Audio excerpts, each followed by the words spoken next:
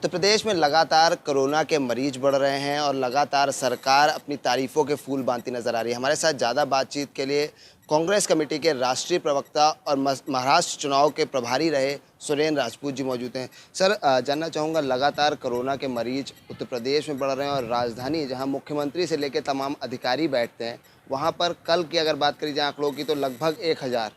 क्या कहें? देखिए, ये उत्तर प्रदेश की सरकार कोरोना के नाम पर सिर्फ हेडलाइन मैनेजमेंट करने का काम कर रही है।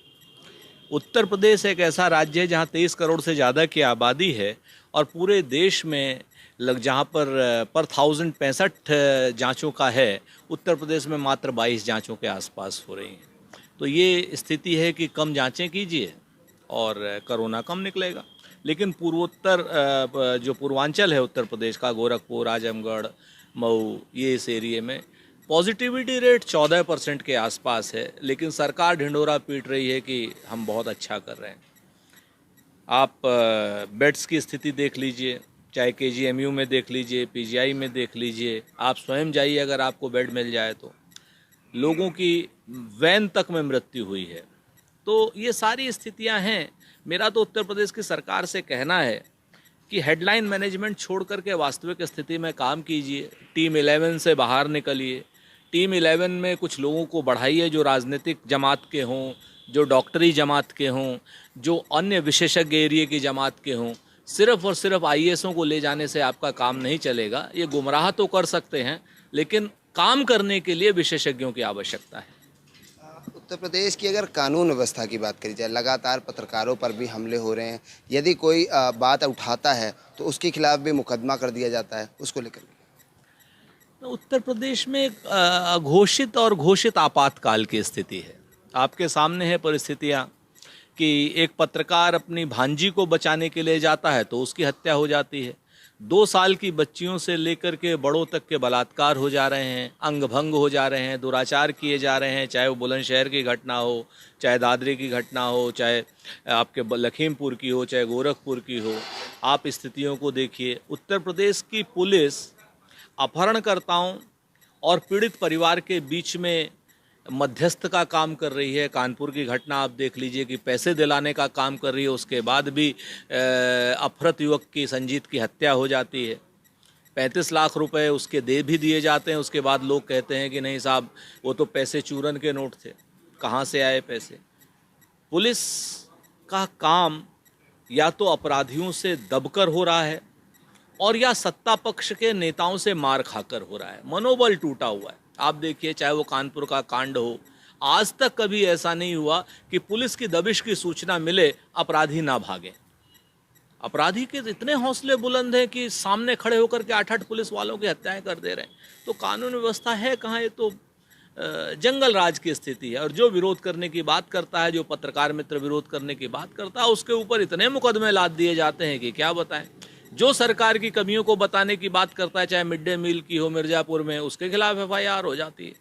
तो एफआईआर यहाँ पर होना जो पीड़ितों के खिलाफ एक साधारण सी प्रक्रिया हो गई है, और जो अपराधी हैं वो इस सरकार में मस्त हैं।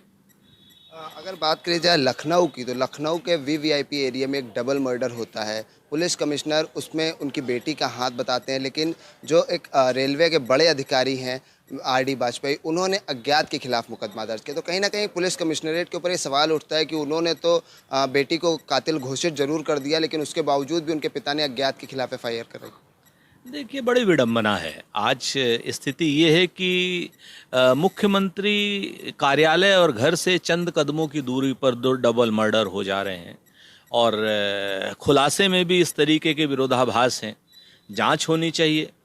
पिछली सरकार में इतनी ही दूरी पर मर्डर हुआ था तो मेरे ख्याल से देश के सारे चैनलों ने एक तरफ एक मुख्यमंत्री की फ़ोटो लगा करके इस्तीफ़ा मांग लिया था। आज परिस्थितियां ये बनी हुई हैं कि चारों तरफ हत्याएं हैं, लूट है, अपहरण है, डकैती है, छिनैती है, लेकिन उत्तर प्रदेश के अधिकारी और भारतीय जनता पार्टी की सरकार कह रही है कि अपराध कम हो गए हैं। आपके सामने की परिस्थितियां या आंकड़ों को छुपाने की बात कर रहे हैं, लेकिन उत्तर प्रदेश में तो जंगल राज है। अगर विपक्ष की बात करी जाए तो लगातार विपक्ष आईआईटी और जेईई की जो परीक्षाएं हैं उनको लेकर के हमलावर है। आप भी लगातार इसको लेकर के ट्वीट करते रहें। आईआईटी और जेईई की परीक्षा को लेकर के क्या कहें? देखिए, हम ये चाहते हैं कि कोरोना काल में परीक्षाएं स्थगित हों, नई डेट दी जाए। हम सत्र को शून्य करने के बिल्कुल पक्ष में नहीं हैं। आप देखिए ना, जब 500 केस थे तो पूरा देश लॉकडाउन था।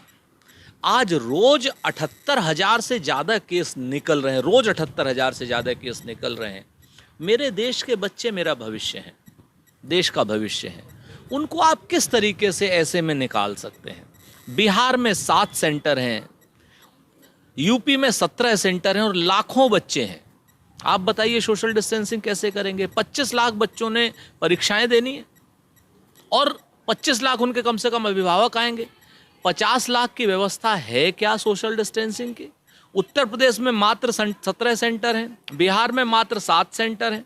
आप देखिए, सारी चीज़ों को अगर आप देखेंगे तो आपको खुद नज़र आएगा कि परीक्षाओं के लिए बच्चों का भविष्य जो है, सुरक्षा जो है, सतर्कता जो है, ये खतरे में क्यों डाली जा रही है? सिर्फ इसलिए तो खतरे में डाली जा रही है कि जितने प्राइवेट इंस्टीट्यूट्स हैं जो जेईई और नीट में आते हैं, वो शिक्षा माफियाओं के हैं। उनका कहीं ना कहीं संबंध भारतीय जनता पार्टी के नेताओं से, उन्हें फीस चाहिए। कोचिंग माफियाओं को फीस चाहिए अगले सेशन के लिए। तो इस तरीके के लिए जो आप काम कर रहे हैं, ये भ्रष्टाचार की पराकाष्ठा है। बच्चों के भविष्य से मत खेलिए, नई डेट दीजिए। जब कोरोना के मामले डाउन हो जाएं तब आप इसको करें तो हमें कोई आपत्ति नहीं है। आप देखिए ना, यूनिवर्सिटी बंद है, डिग्री कॉलेजेस बंद हैं, कॉलेजेस बंद हैं। इन परीक्षाओं का मतलब क्या है? पहले जो पिछले सत्र चल रहे हैं उनको तो आप रेगुलर कीजिए ना, उसके बाद आप परीक्षाएं कराइए। हम तो चाहते हैं परीक्षाएं हों, लेकिन क्या हम बच्चों की सुरक्षा को, उनके स्वास्थ्य को खतरे में डाल दें? अंतिम सवाल, अनलॉक 4 को लेकर के कल कुछ गाइडलाइंस जारी करी गई हैं, जिनमें स्कूलों को लेकर के भी गाइडलाइंस हैं कि 21 सितंबर से जो स्टाफ है वो भी आएगा और 9 to 12 तक के बच्चे भी स्कूल आ सकते हैं। उसको लेकर के क्या? आकर्ष, अजीब विरोधाभास की गाइडलाइंस हैं। आप कहते हैं कि 50% बच्चे आएंगे, बाकी 50% क्या करेंगे?